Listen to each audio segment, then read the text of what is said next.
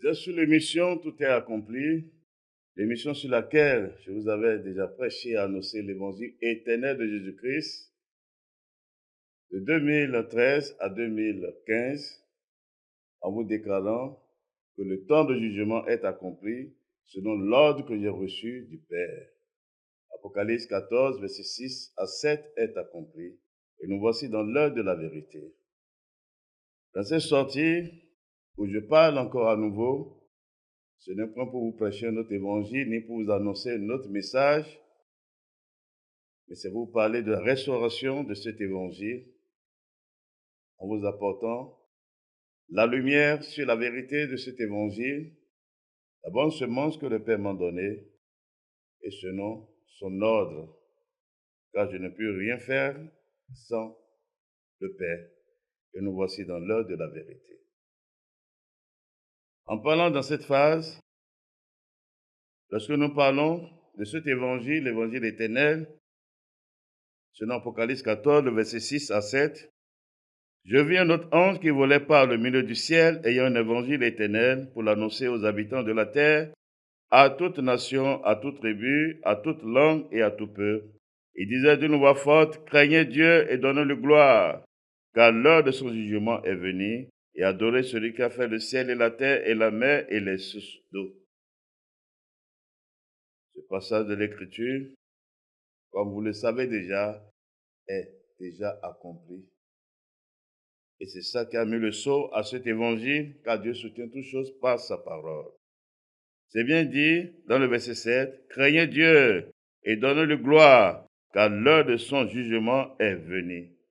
Il n'est pas dit l'heure de son jugement vient, c'est dit est venue. C'est-à-dire le temps de son jugement est accompli. Et c'est ça qui est la vérité. Mais derrière ce message, cela parle de l'avènement du Fils de l'homme, son apparition du ciel dans toute la plénitude de la gloire du Père. Cela parle de son avènement. Et c'est ce qui indique Apocalypse 1, le verset 7. Voici, il vient avec la nuée et tout œil le verra, même ceux qui l'ont percé et toutes les tribus de la terre se lamenteront à cause de lui. Oui, amen. C'est de ça qu'il s'agit. L'apparition du Fils de l'homme du ciel, sa troisième venue, c'est de ça qu'il s'agit. C'est un jour de colère, c'est un jour de vengeance, comme je vous l'ai démontré par tous les moyens dans les Écritures, car c'est la charge que le Père m'a donnée pour vous avertir, en tant que son prophète de Jésus-Christ, qu'il a établi par sa puissance, en me donnant l'esprit et la puissance de Christ pour le message de l'Apocalypse. Et nous voici dans l'heure de la vérité. Dans cet évangile, la vérité qui est là parle de l'avènement du Fils de l'homme, son apparition du ciel. Mais c'est dit, toutes les tribus de la terre se lamenteront, parce que c'est un jour de colère. C'est un jour de la destruction totale de ce monde avec tout ce qui renferme, y compris tous les pécheurs, c'est-à-dire ceux qui ne sont pas en Christ, en Jésus-Christ. Comme au jour de Noé, à l'exception de ceux qui étaient dans l'âge, tout ce qui est resté était détruit. Et nous voici dans l'heure de la vérité. En parlant toujours de cet évangile, ce n'est pas au hasard qu'on a pris ces 2 jours pour parler en exemple de cette vérité. Lorsque nous lisons dans Luc 17, le verset 26 à 30, ce qui arriva du temps de Noé arrivera de même au jour du Fils de l'homme. Les hommes mangeaient, buvaient, se mariaient et mariaient leurs enfants jusqu'au jour où Noé entra dans l'arche. Le déluge vint et les fit tous périr. Ce qui arriva du temps de Lot arrivera pareillement. Les hommes mangeaient, buvaient, achetaient, vendaient, plantaient, bâtissaient. Mais le jour où Lot sortit de Sodome, une pluie de feu et de souffle tomba du ciel et les fit tous périr. Et le verset 30, il en sera de même le jour où le Fils de l'homme paraîtra. Et nous voici dans cette vérité, car Dieu soutient toutes choses par sa parole, qui lui sert de sceau en tout.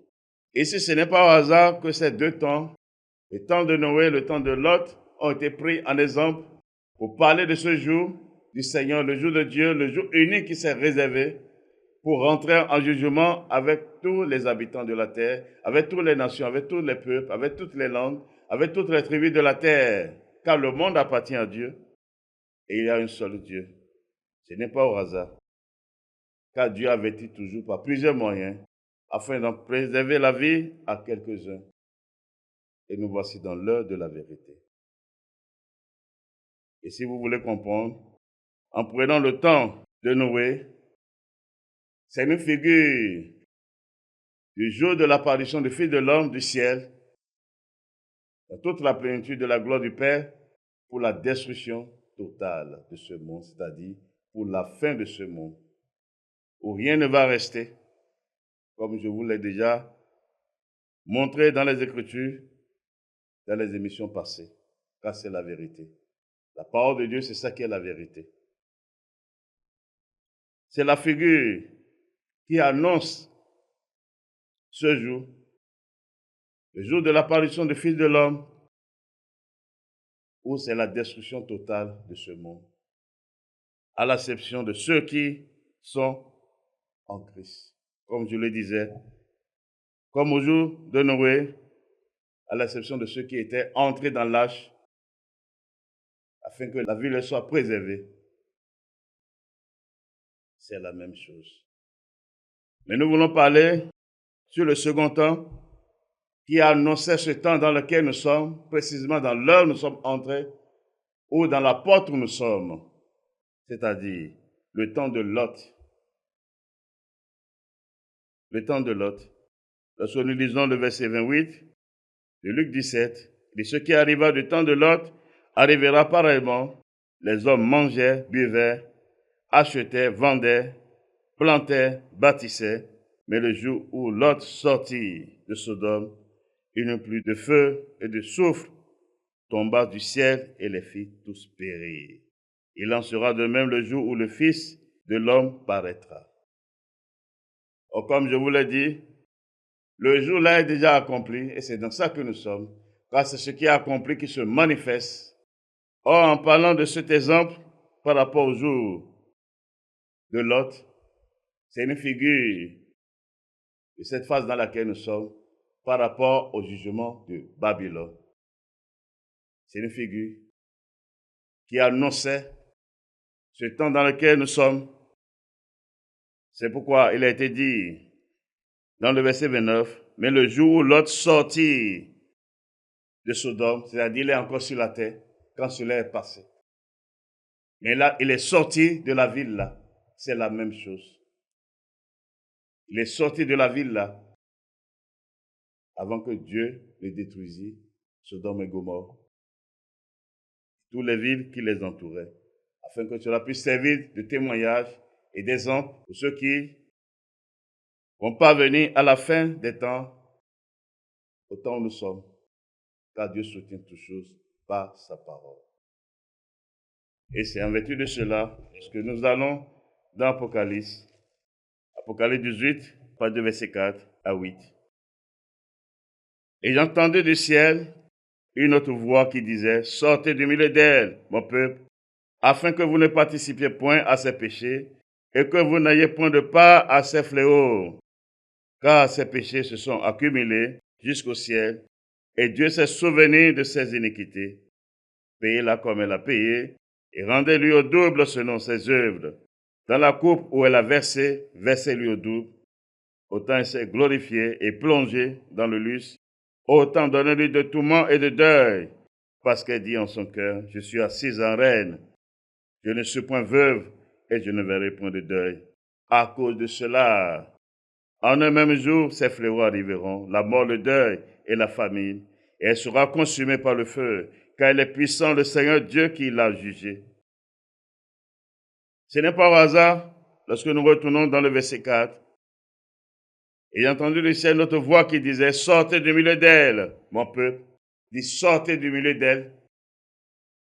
Contrairement au jour de l'apparition du Fils de l'homme du ciel, où l'Église serait enlevée au-dessus de la terre, comme au jour de Noé, où l'arche était au-dessus de la terre et la terre était ravagée.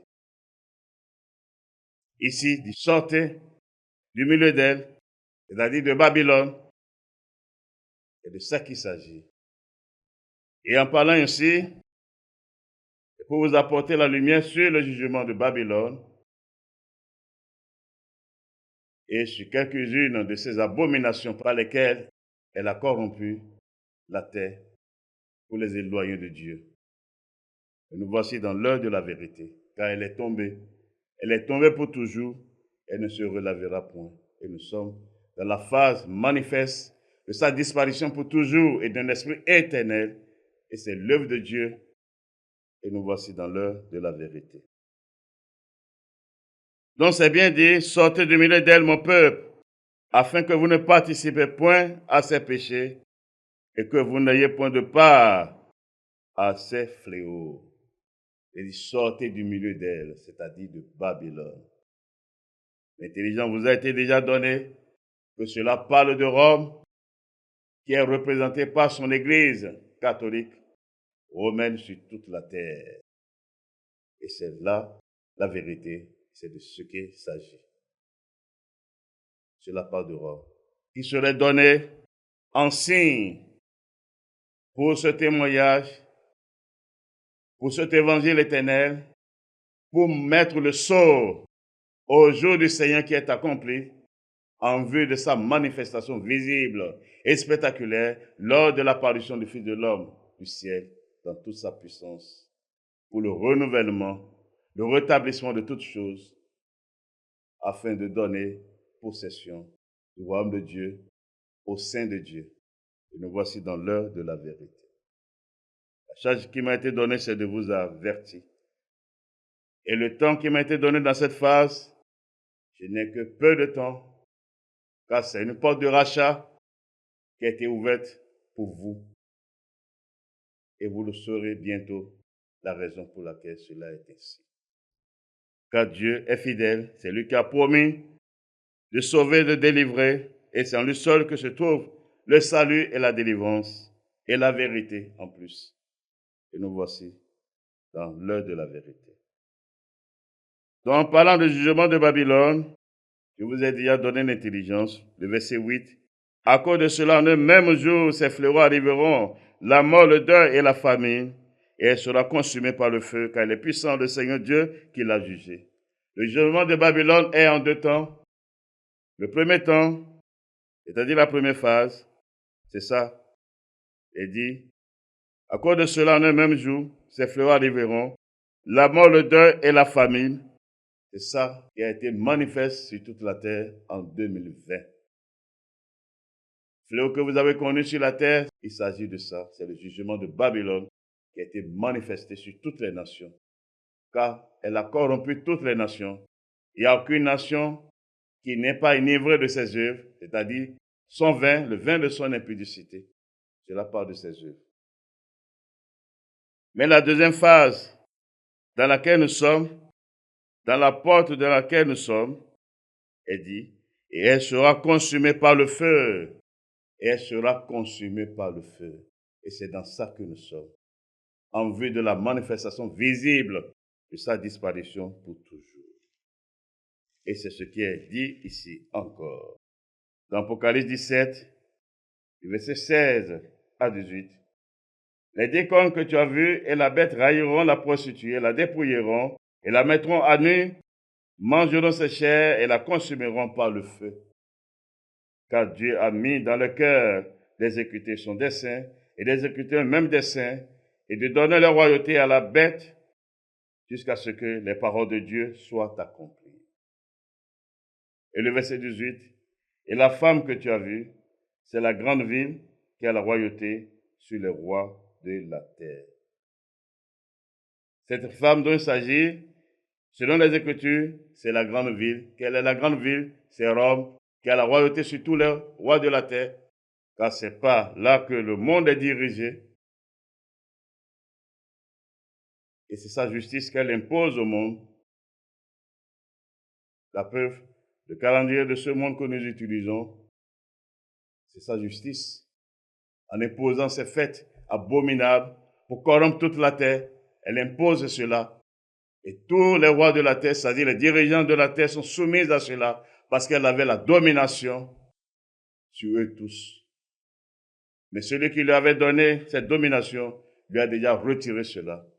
Elle est tombée pour toujours en 2013. Il lui a retiré son trône. Elle a été précipitée à terre et ne pourra plus se relever. Et nous sommes rentrés dans la phase manifeste de son jugement. Et c'est la première phase qui est, vous avez vu, nous sommes dans la dernière phase en vue de rentrer dans l'ère de l'Antéchrist pour la manifestation de la fin de toutes choses. Et c'est là la vérité. Donc, il s'agit ici des cornes de la bête, c'est-à-dire ses alliés qui seront dans les alliances avec lui, qui feront la guerre à Babylone pour la dégager, afin que les desseins de Dieu s'accomplissent, c'est-à-dire la bête puisse apparaître sur la tête de ce monde. Parce que tant que Babylone est là, ce n'est pas possible. Je vous l'ai démontré avec les Écritures. Et c'est dans ça que nous sommes, dans cette phase où nous sommes entrés. Ça fait partie des raisons principales où le Père m'a précipité au dehors pour vous sortir, pour que vous puissiez sortir de là comme au jour de Lot. Si vous ne sortez pas de Rome, si vous ne sortez pas de son Église, vous serez détruits. Vous servez d'exemple à ce jour dans cette heure. Car cela est déjà accompli. Il n'y a aucune prière, il n'y a rien pour y remédier à cela. C'est impossible, c'est oui et amen. Et nous voici dans l'heure de la vérité. Donc, c'est la bête même, avec ses cornes, qui lui feront la guerre. Et c'est dans ça que nous sommes. Vous allez voir bientôt, et c'est là déjà, où certains dirigeants vont se donner main d'association pour se retourner contre elle. Quand vous n'avez jamais vu, c'est là la vengeance de Dieu sur elle. Pour la manifestation visible de la justice de la cause de ces saints. C'est eux qui vont la détruire, la déchirer complètement, l'incendier, et il ne restera plus rien là. Et nous voici dans l'heure de la vérité. C'est pourquoi il est écrit dans Apocalypse 18, le verset 1. Après cela, je vis descendre du ciel un autre ange qui avait une grande autorité, et la terre fut éclairée de sa gloire. Il cria d'une voix forte, disant, elle est tombée, Babylone la grande. Elle est devenue une habitation de démons, un repère de tout esprit impur, un repère de tout oiseau impur et odieux, parce que toutes les nations ont bu du vin de la fureur de son impudicité, et que les rois de la terre se sont livrés avec elle à l'impudicité, et que les marchands de la terre se sont enrichis par la puissance de son luxe. Et dans sa manifestation que nous sommes, car elle est tombée déjà. Mais la cause a été donnée, c'est elle qui a corrompu toute la terre, toutes les nations, tous les rois de la terre. C'est elle qui a enrichi les marchands de la terre par ses œuvres abominables. C'est pourquoi personne ne peut parler, parce que chacun a son intérêt, ses profits dans ces abominations qu'elle organise sur la terre, pour plonger le monde dans les ténèbres. Mais le verset 4 dit, « Et j'ai entendu du ciel une autre voix qui disait, sortez du milieu d'elle, mon peuple, afin que vous ne participiez point à ses péchés et que vous n'ayez point de part à ses fléaux. Car ses péchés se sont accumulés jusqu'au ciel et Dieu s'est souvenu de ses iniquités. » Dieu s'est souvenu parce que c'est Dieu qui l'a jugé. Ce n'est pas un homme. Et nous voici dans l'heure de la vérité. « Sortez du milieu d'elle. Sortez de Babylone. » c'est la vérité. C'est la vérité.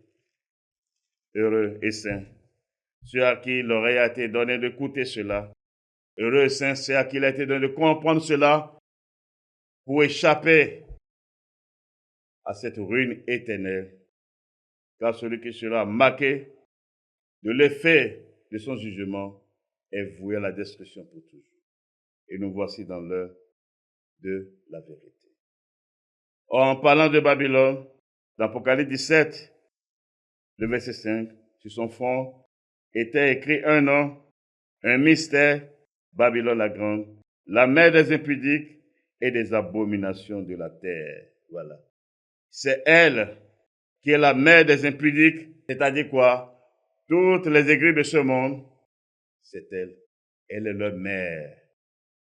C'est pourquoi elle pouvait parler ouvertement et publiquement qu'elle est l'église mère. Elle est l'église mère par rapport à quoi? Par rapport à toutes ces églises qui sont sur la terre. Car aucune de ces églises n'appartient à Christ, n'appartient à Dieu, et c'est la vérité. Une de ces abominations dont elle a corrompu la terre et par laquelle elle a enfanté ces soi-disant églises sur la terre, je vais vous le démontrer.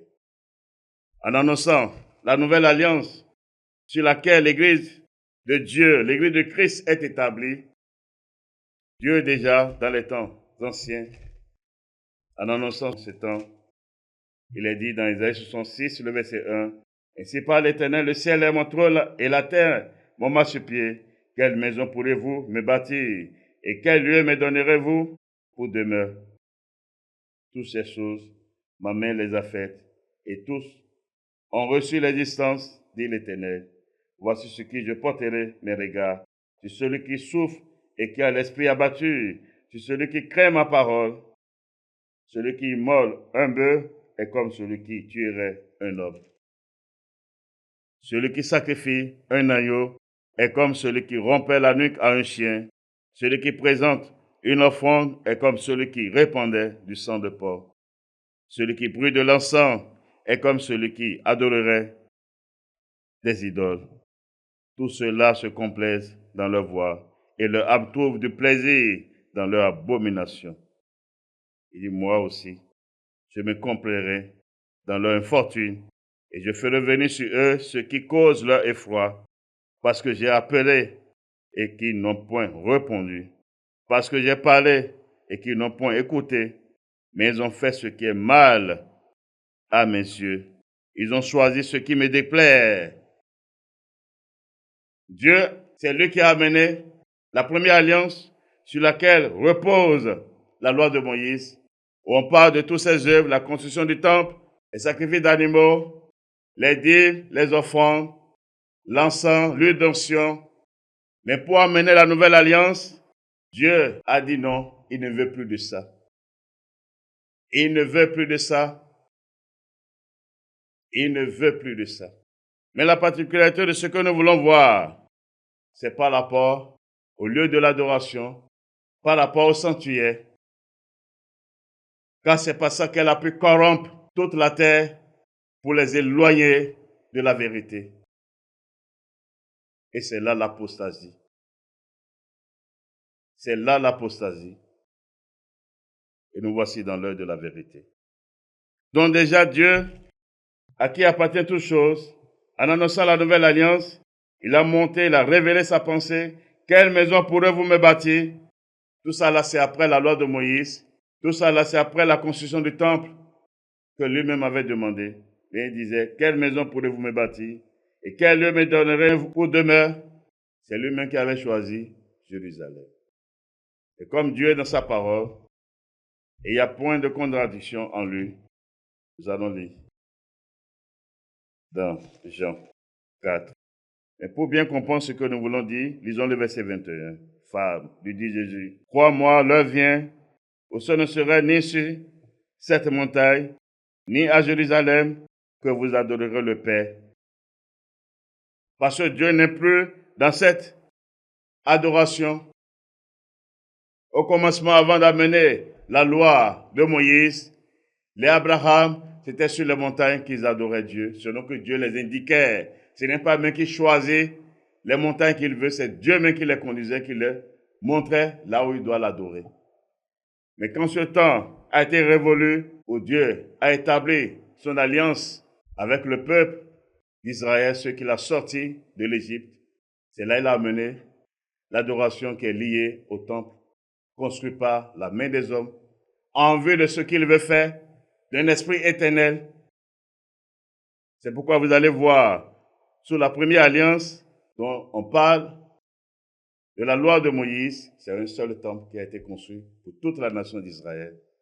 Craignez Dieu. C'est un seul temple.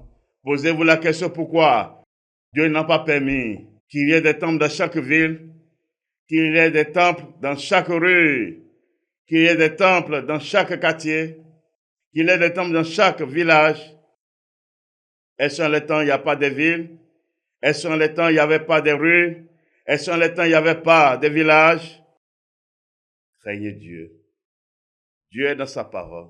C'est un seul temple pour tout Israël. Pour tous les 12 tribus, c'est un seul temple. Il doit monter et un seul lieu d'adoration qui était Jérusalem. Et lorsque le temps est accompli, dit non. Ça ne sera plus là. Ce ne sera plus l'adoration du temple physique qui n'est qu'une adoration charnelle. Et c'est ça que le Fils de l'homme expliquait en déclarant dans le verset 23. Mais l'heure vient, et elle est déjà venue où les vrais adorateurs adorent le Père en esprit et en vérité, car ce sont là les adorateurs que le Père demande. Dieu est esprit et il faut que ceux qui l'adorent en esprit et en vérité. Et là, nous pouvons dire que ce n'est pas encore bien clair, mais puisque nous parlons de la nouvelle alliance, au jour de l'Église, ce n'est pas en votre temps, c'est pourquoi il est écrit. Mais qu'est-ce qui est écrit? Lorsque nous lisons, qu'est-ce qui est écrit? Dans Actes 17, le verset 24. Le Dieu qui a fait le monde et tout ce qui s'y trouve, étant le Seigneur du ciel et de la terre, n'habite point dans des temples faits de mains d'hommes. Il n'est point servi par des mains humaines, comme ils avaient besoin de quoi que ce soit. Lui qui donne à tous la vie, la respiration et toutes choses. Voilà la vérité. Dit le Dieu qui a fait le monde et tout ce qui y trouve, étant le Seigneur du ciel et de la terre, n'habite point dans des temples faits de mains d'hommes. Le Dieu, le Créateur, lui n'habite point. C'est écrit dans vos Bibles parce qu'il l'a annoncé. C'est pourquoi au jour de l'Église, l'intelligence a été donnée à l'Église de Dieu de comprendre ce mystère. Lorsque nous lisons dans 1 Corinthiens 3, le verset 16, « Ne savez-vous pas que vous êtes le temple de Dieu et que l'Esprit de Dieu habite en vous? » Le temple de Dieu, c'est les croyants qui forment le corps de Christ. Car c'est le corps de Christ qui est le temple de Dieu, qui n'est pas fait de mains d'hommes, que Dieu même a fait pour y habiter par son esprit. Voilà la vérité. C'est pourquoi il est dit dans votre Bible, car la loi a été donnée par Moïse, la grâce et la vérité sont venues par Jésus-Christ. Voilà la vérité. Et toute l'écriture, c'est en Christ. Et quand nous parlons de Christ, c'est la nouvelle alliance d'un esprit éternel. Parce qu'après cette alliance, il n'y a point d'autre alliance. Nous voici dans l'heure de la vérité. Ils ne savent pas que vous êtes le temple de Dieu. Ils ne parlent pas aux quatre murs, mais parlent aux saints. Ils parlent à l'Église, ceux qui ont reçu le don du Saint-Esprit. Et pourquoi il a ajouté que l'Esprit de Dieu habite en vous? Ce n'est pas dans les quatre murs, mais en eux. Mais en eux. Car c'est là le mystère de Dieu, le mystère de sa volonté qui a été révélé manifeste, à savoir Christ en ses saints. Car c'est encore lui, l'Esprit. L'Esprit Saint. 2 Corinthiens 3, le verset 17. C'est le Seigneur lui-même. Et nous voici dans l'heure de la vérité. Donc cette vérité a été révélée pour l'Église C'est pourquoi vous n'allez pas voir l'Église élever un bâtiment quelconque pour appeler sanctuaire, car le mystère a été révélé avant ces temps, des gens dans les prophètes. Dieu, en annonçant ce jour, il a parlé. Et ce qu'il a dit, c'est la vérité. C'est la vérité. Lorsque nous lisons dans Isaïe 8, le verset 13, c'est l'Éternel des armées que vous devez sanctifier, c'est lui que vous devez craindre et redouter. Et le verset 14, et il sera un sanctuaire, mais aussi une pierre d'achoppement, un rocher de scandale pour les deux maisons d'Israël, un filet, une piège pour les habitants de Jérusalem. Plusieurs trébucheront, ils tomberont, ils se briseront, ils seront enlacés et pris. Et le verset 16, enveloppe cet oracle, scelle cette révélation parmi mes disciples.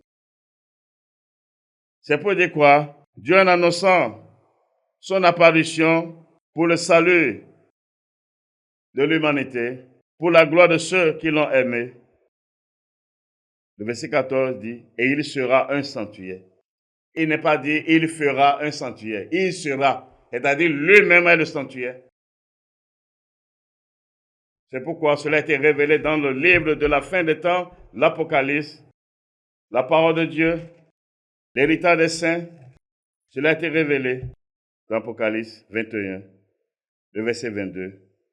Je ne vis point de temple dans la ville, car le Seigneur Dieu Tout-Puissant est son temple, ainsi que l'agneau. Il dit, c'est le Seigneur Dieu Tout-Puissant, c'est lui qui est son temple. Il n'a pas vu, il ne voyait pas un temple fait de main d'homme, à part le Seigneur lui-même, qui est son temple. Voilà la vérité. Ce qui veut dire que si quelqu'un construit un sanctuaire quelconque, pour dire que c'est pour Dieu, pour dire que c'est pour son adoration, c'est de l'idolâtrie. C'est l'esprit de l'Antéchrist. C'est l'esprit de l'Antéchrist. Mais ce n'est pas étonnant, car Dieu est dans sa parole. Lorsque nous lisons dans 2 Timothée 4, le verset 3, car il viendra un temps où les hommes ne supporteront pas la saine doctrine, mais ayant la démangeaison d'entendre des choses agréables, ils se donneront une foule de docteurs selon leurs propres désirs, détourneront l'oreille de la vérité et se tourneront vers les femmes. C'est ça l'apostasie dont il s'agit dans 2 Thessaloniciens 2, précisément le verset 3, qui doit arriver, l'apostasie, l'abandon de la foi. C'est ça. Parce qu'il n'y a aucune vérité de la foi chrétienne, de la doctrine de Christ qui dit de construire un temple pour Dieu, d'élever les 4 murs pour Dieu. Non. De choisir un lieu d'adoration pour Dieu, consacré pour Dieu. Non. C'est Babylone qui a amené cette abomination. Après avoir combattu la véritable Église, croyant les faire disparaître, car c'est elle qui a versé le sang des apôtres pour se faire passer maintenant pour l'Église de Dieu sur la terre. Pour preuve, l'Église n'a pas commencé à Rome, c'est à Jérusalem que l'Église a commencé.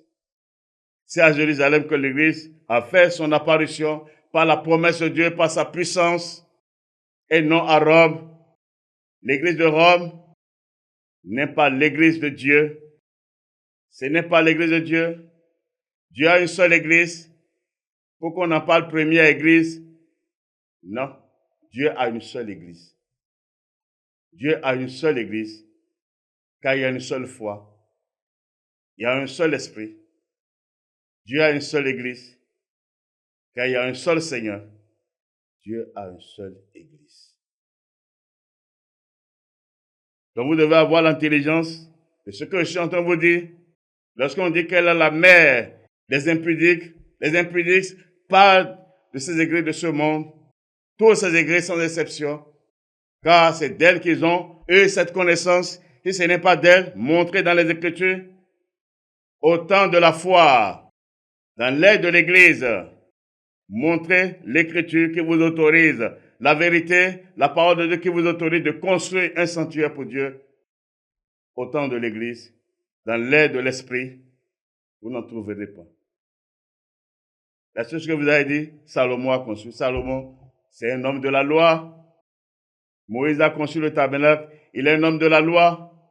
Or, les Écritures ont déclaré dans Romains 10, verset 4, que Christ est la fin de la loi pour la justification de tous ceux qui croient.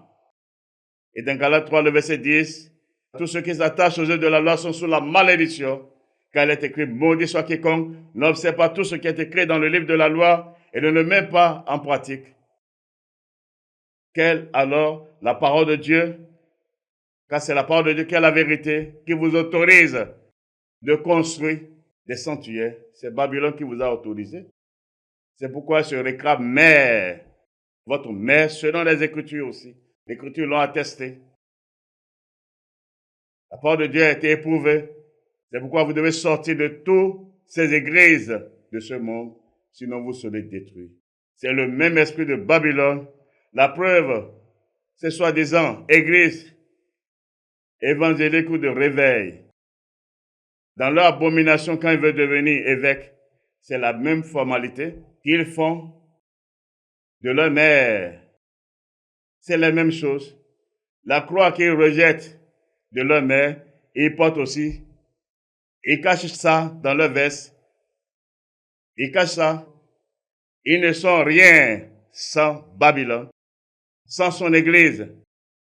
Toutes ces églises de ce monde. Je vous dis la vérité. Ce n'est pas l'église de Christ. Ce n'est pas l'église de Dieu. Nous sommes dans l'heure de la vérité. C'est pour votre salut que je suis en train de vous parler ouvertement, selon que le Père m'a donné la charge. Sortez de ces abominations.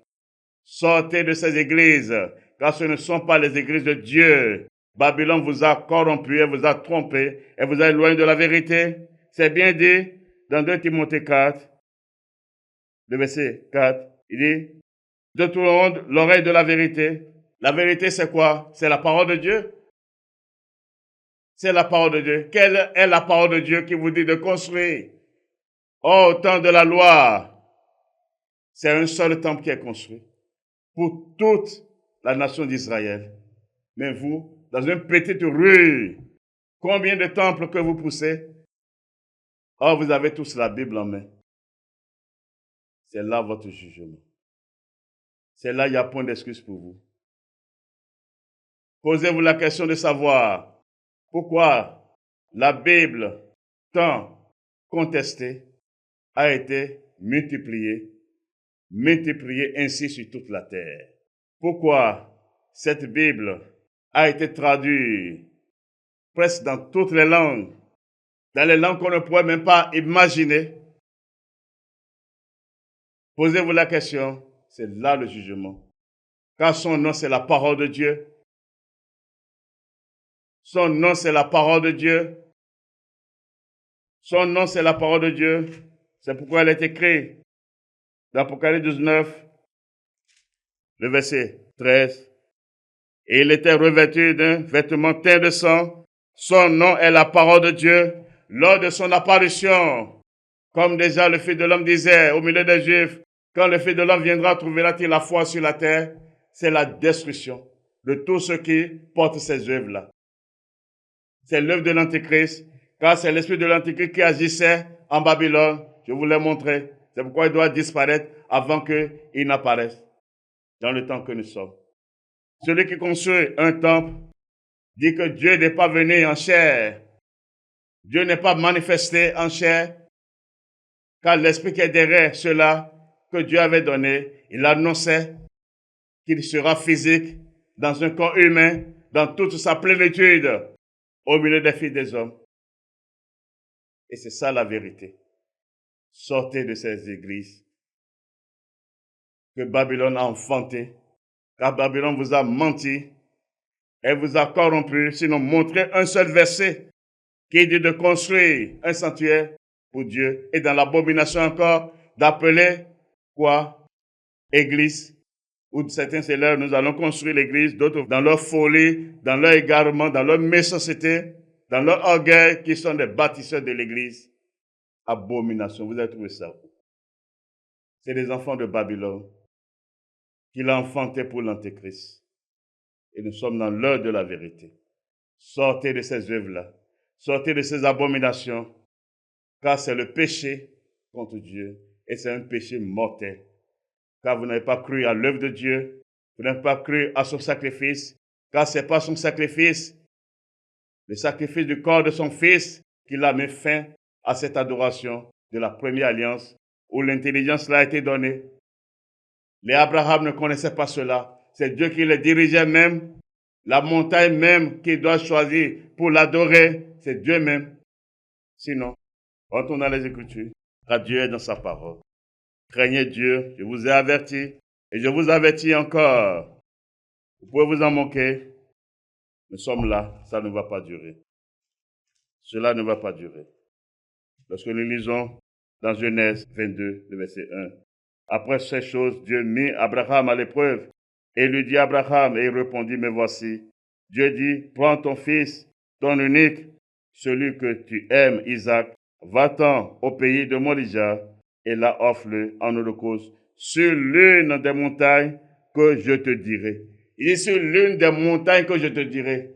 Il n'est pas dit sur l'une des montagnes, comme tu veux, à ton choix. Il dit que je te dirai. Craignez Dieu. Abraham, c'est un grand adorateur. C'est le père de la foi. C'est Dieu qui dit ce que l'homme doit faire avec lui et non l'homme qui va penser pour dicter sa volonté. C'est un culte volontaire qui n'a rien à voir avec Dieu. Dieu n'est pas dedans. La preuve, dans la foi nous sommes, vous avez mis la parole de Dieu à côté parce que vous n'avez jamais aimé Dieu. Aujourd'hui, c'est le mot qui vous parle et vous écoutez cela.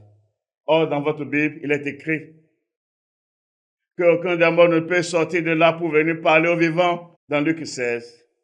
Souvenez-vous de l'histoire de Lazare, le pauvre et le riche.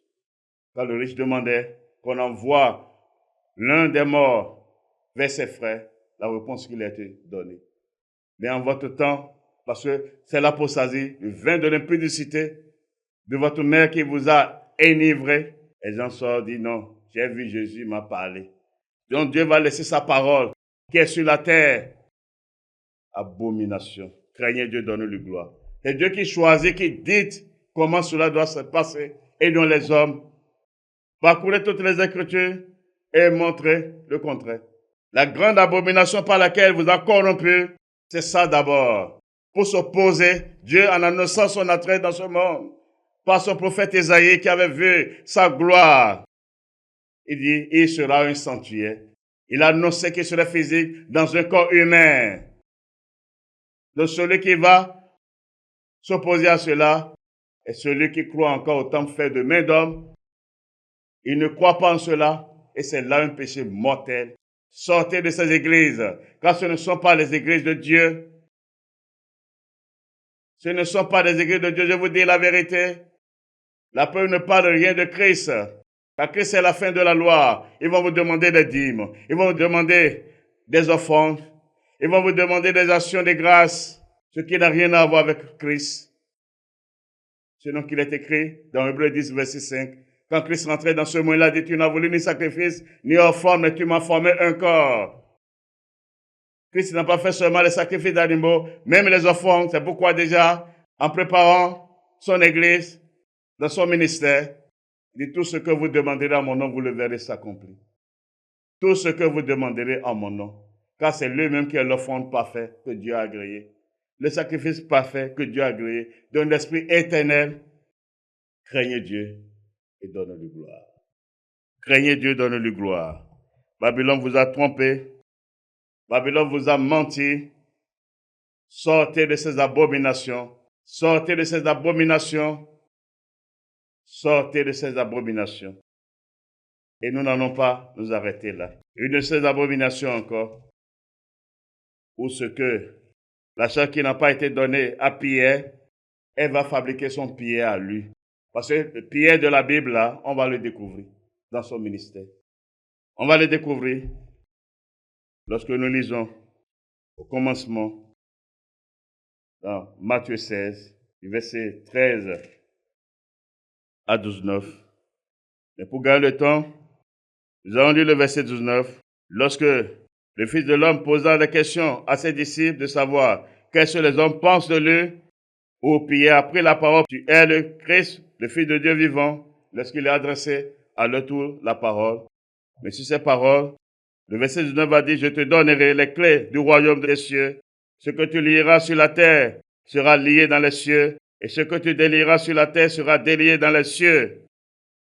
Et ce qui a été dit à Pierre, c'est pourquoi, comme Dieu ne se contredit pas, le jour de Pentecôte, où l'Église de Dieu a été manifeste, qu'est-ce qui est passé? Dans Acte 2, le verset 37, après avoir entendu ce discours, ils eurent le cœur vivement touché, et il dit à Pierre et aux autres apôtres, « Ah mon frère, que ferons-nous » Pierre leur dit, « Répentez-vous, et que chacun de vous soit baptisé au nom de Jésus-Christ pour le pardon de vos péchés, et vous recevez le don du Saint-Esprit. » C'est là les clés qui lui ont été données au temps de l'Église,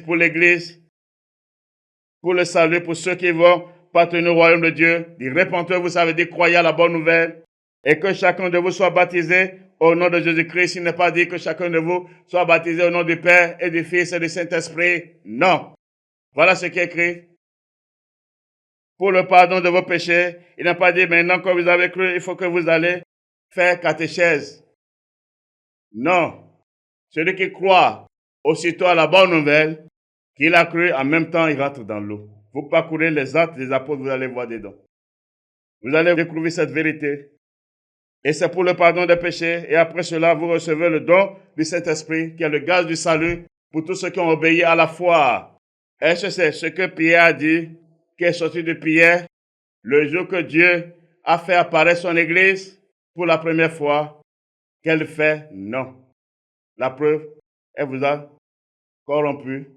Les soi-disant églises de ce monde, baptême au nom du Père, du Fils et du Saint-Esprit.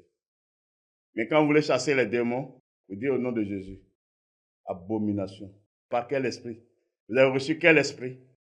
Croyez à la vérité. La parole de Dieu, c'est la vérité. La parole de Dieu, c'est la vérité.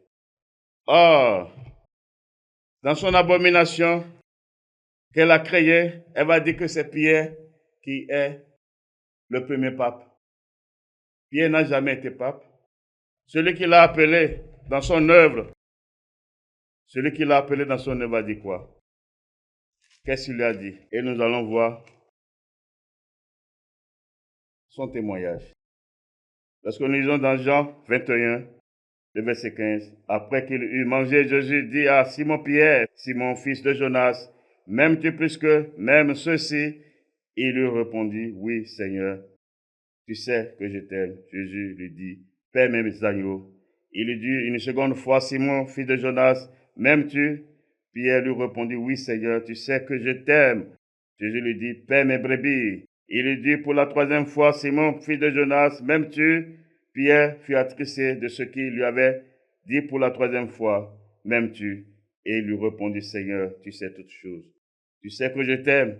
Jésus lui dit, paie mes brebis. Qu'est-ce qu'il veut dire par là? On va l'écouter. La chance qu'il est en train de donner, en plus du ministère de l'apôtre, écoutons son propre témoignage, car c'est pour vous que cela est écrit.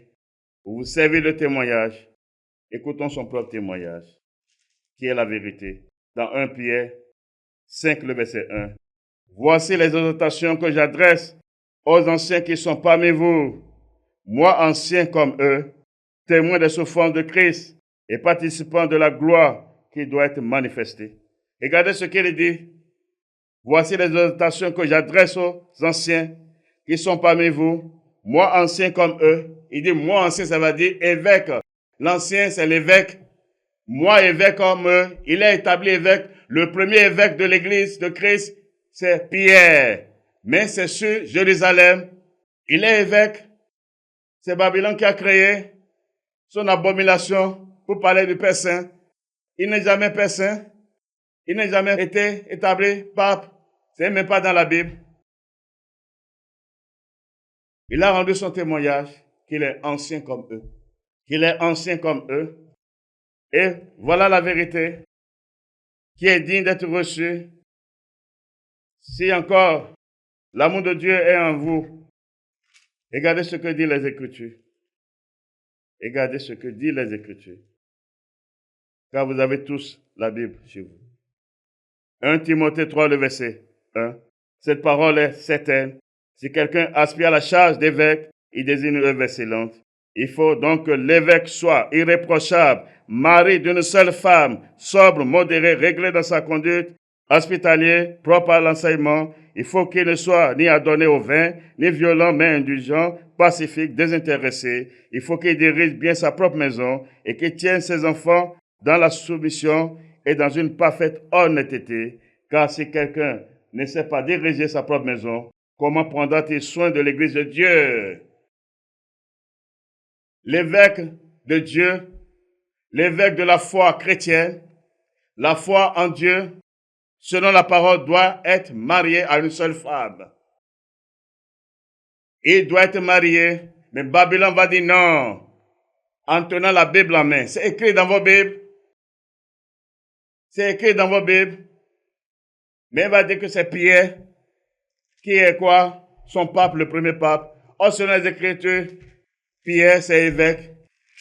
Et il est établi sur Jérusalem, car lorsque nous regardons le témoignage qui est rendu par Paul, lorsqu'il a reçu son ministère, il voulait se rendre où? Galates 1, le verset 18. 3 ans plus tard, je montais à Jérusalem pour faire la connaissance de Céphas, c'est-à-dire Pierre, et je demeurai 15 jours chez lui. Pierre réside où? À Jérusalem.